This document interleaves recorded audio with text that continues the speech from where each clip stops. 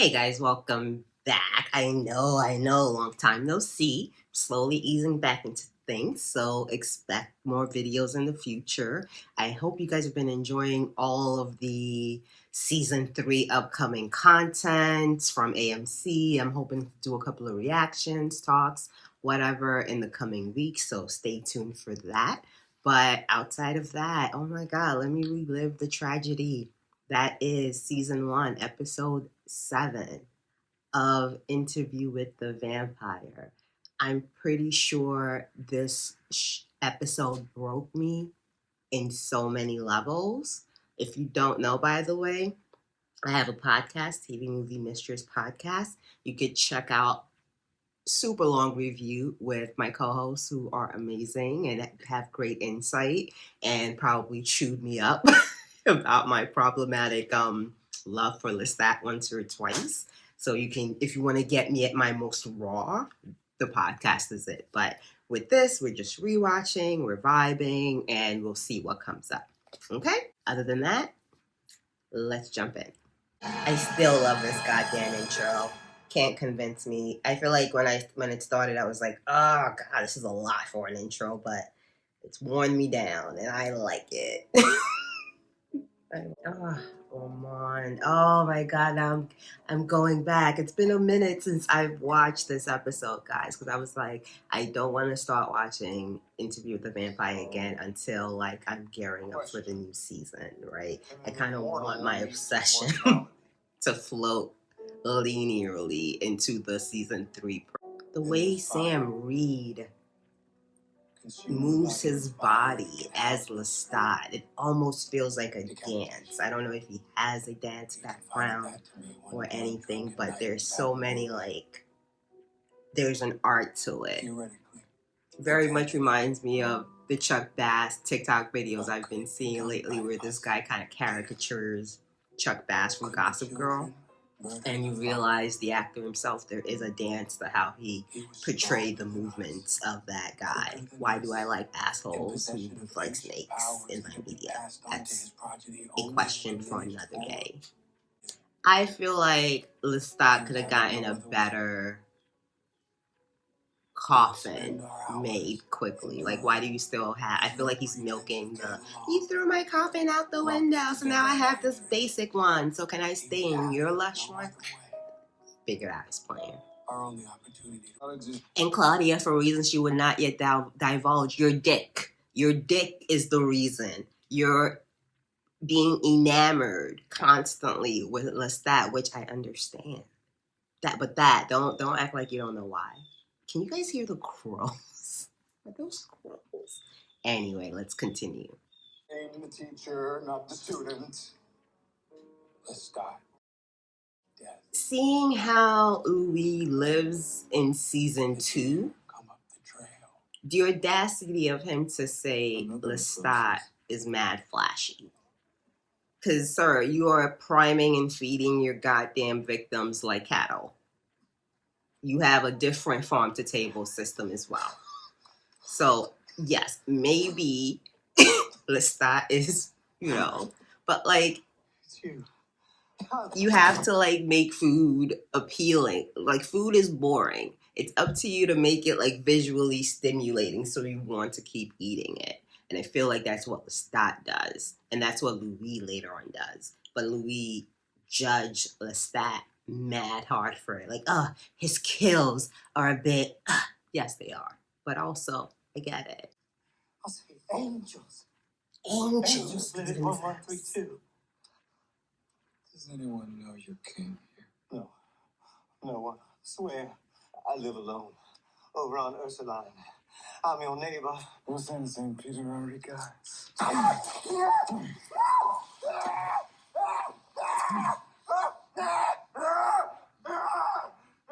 Like, why are you screaming, sir? If you knew they were vampires and vampires bite necks, why are you screaming? I mean, he's dead. But what is your dramatic a bit. Can it be shared? I have the means to pay you. I'm dying. The medications aren't taken. Enough. 2 in one night. Dolls, Bibles, Letters become torches and pitchforks. We have to leave this place. We have to leave New Orleans. Clean up the mess and come to coffee. This is the first time I've ever seen Lestat scared at the idea of a mob. And I think Louis and Claudia, did not take that fear he exhibited seriously enough. The plan only works if he's distracted. What does a love like that feel like? A love where like your heartbeat syncs up together. Like that's sick. Like that's advanced level logonometry. You irritate me. Your very presence irritates me. I came to make peace with you, Uncle Les. It's Uncle Sister, Les daughter, now. infant, dad. You must think me an idiot. Could you two please? Musique française pour les mères françaises. You do love that like Louis has a Christmas tree going and the palpable hate between Lestat and Claudia. Like it feels like a real family. It does. I wish Claudia didn't die, y'all. I really wanted them to make it as a family. But all of like this was all doomed from the start, and I think that's the sad part and the great part about why we love it and why we revisit it so much, because it's sort of like, could we have fixed this? Was there a point where this was savable? And I'm not quite sure. That was absolutely the right move, because you're not going to tell another adult human being to shush. Yes, we've all had people like just be like, speak, but don't shush someone like they're a child. You stupid. I love the entire fit Claudia has on. It looks like I never noticed this before, but it looks like a red snake cape with a hood. Like, ma'am, I bow down. You're gorgeous. You're excellent. No one does it better than Claudia. Like, love it. May we all be rich enough one day to send out invites made with gold. Yeah? He ate a baby. Was it a baby? Like that, like he spent time planning all of that. He was just like, I'm gonna leave here like I came in here a messy bitch. And I love that. So just as a side note, I watched Talamasca, the first 2 episodes, mid. Not one tit and or ass was seen in 2 episodes. Like, who is this for? When Lestat and Louis locked eyes across the ballroom, I realized, yes, Claudia telling him nothing, keeping him in the dark about everything was the best move. That was the only way this plan was going to survive. Louis too caught up. He's in love to his very soul and heartbeat. Talking about Louis was ready to spread him down. It's got to be one of those tricks that you and your fag, pederast, satanic trio got in your pocket. Yeah, that was the other insult. I'm not gonna repeat it because I just don't want to ever utter those combinations of words. But Tom, you are flagrant, sir. You need your ass beat. And he gets that. I love the scene when they're on the balcony. It almost kind of felt like Lestat was asking Louis for a reprieve. Like, think of the memories. Think of the city we've loved and built and murdered dozens of people in. Think of our love. Like, let's not do what I think you guys are doing. And I don't think Louis thought the plan was going to go off. I don't think he thought the plan was going to be successful. Louis never worried about the plan being successful. And that's where he underestimated Claudia. Never underestimate Claudia.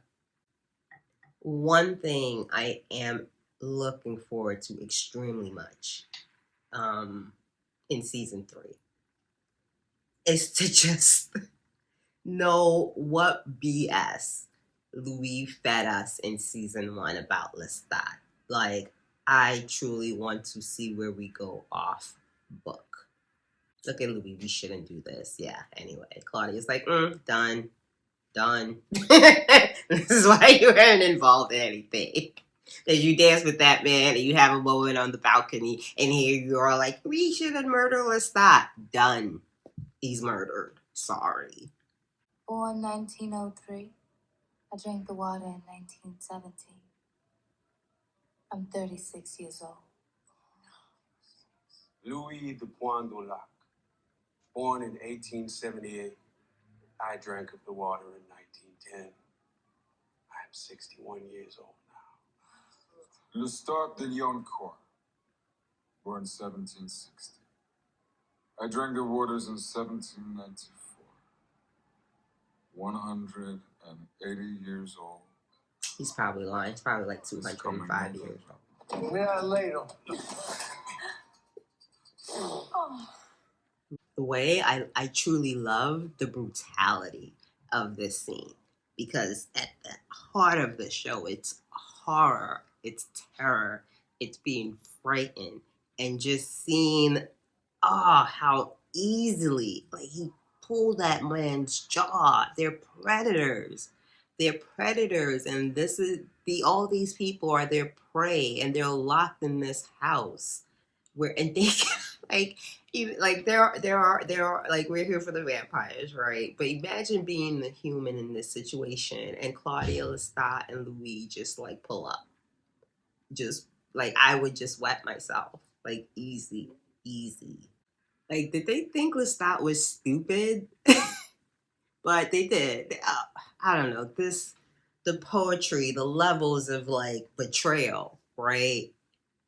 Where Louis and Claudia are planning to kill him, but he's also planning to defuse them trying to kill him. But again, Claudia has planned and planned and planned. I'm sorry, I didn't know this dumb bitch was still alive. I was very surprised to see her. I was like, well played, Lestat. I'm sure other people saw her being alive, obviously. Like, I wasn't paying Antoinette no mind. No, she don't register. So I was like, oh, she's alive. That's pretty slick. That's pretty slick. Because Lestat can't listen, but she can, and that's perfect. When I tell you my flabbers were gasted when Lestat thought I was just like, what? What is happening? What? It was a lot.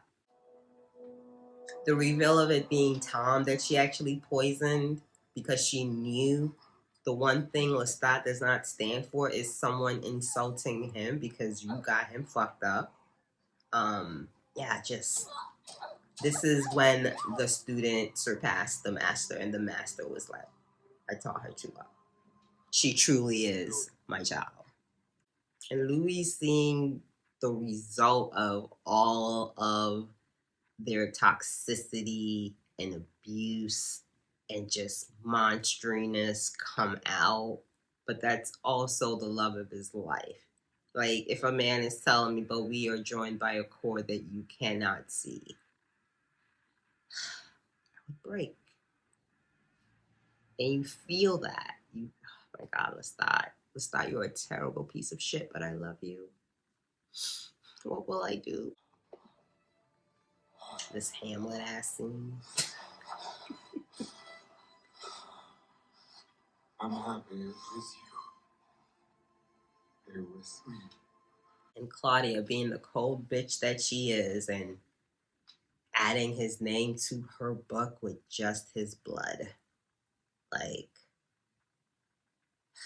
I know Lestat was like this bitch. I'm proud though. It's like they're the dog chasing after a car. And now they've caught the car and they have no idea what to do with it. And I remember when I was first watching this, I was like, damn, we got another 10 minutes. What could happen? Armand could. I love Daniel for acts. I think episode 7 was when I started to see it for Daniel because he shows that to be a good journalist, you do have to like probe further. You do have to ask follow-up questions. You have to ask the uncomfortable questions, especially when you're dealing with a person, an entity like Louis, the son of his mama, because all Louis is all his mama's passive aggressiveness. I've said that in the past, and I will continue to say that. Talking about somebody killed him. You put hands on Claudia, and then put this man. You have done all of this charade and just put him in a coffin. Like, yeah, he'll catch up to you in at least 300 years. Like, what are we doing?